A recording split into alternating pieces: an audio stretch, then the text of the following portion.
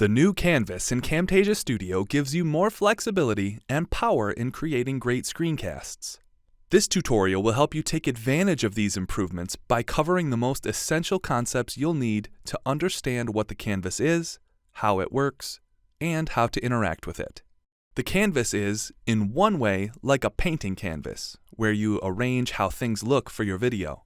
In another way, the canvas is like a wall with a window that allows you to see what's going to be in your produced video.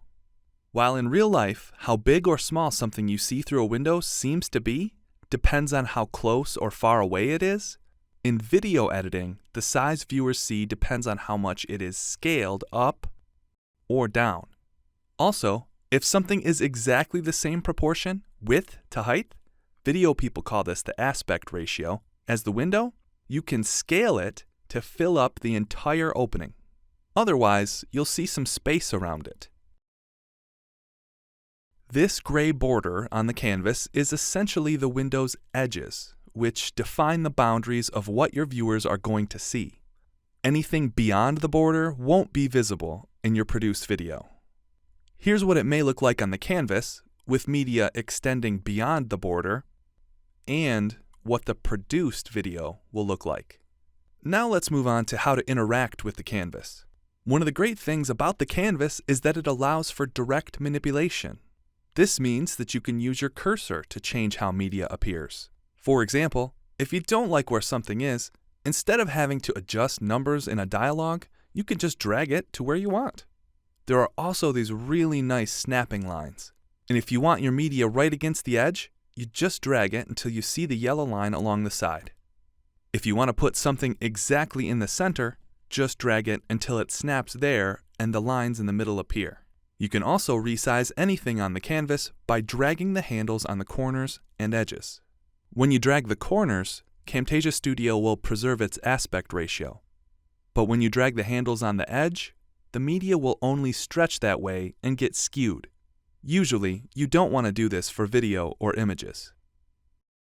If you have a need to rotate a video or an image, drag the handle just to the right of the media's center.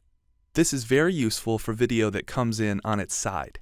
Another thing you can change about the canvas is how much of it you see at once. When working on your video, sometimes you need to see a lot of detail, but sometimes you need to see the whole thing, especially if you're creating a large-sized video.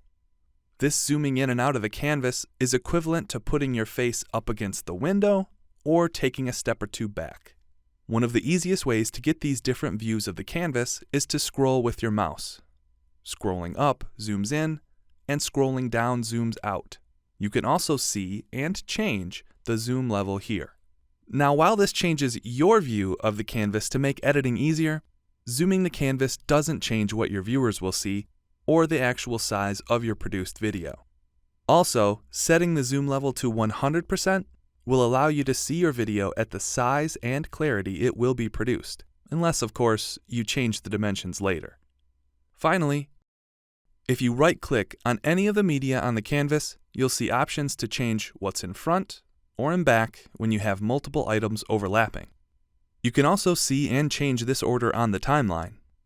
What's in front on the canvas is on top in the timeline.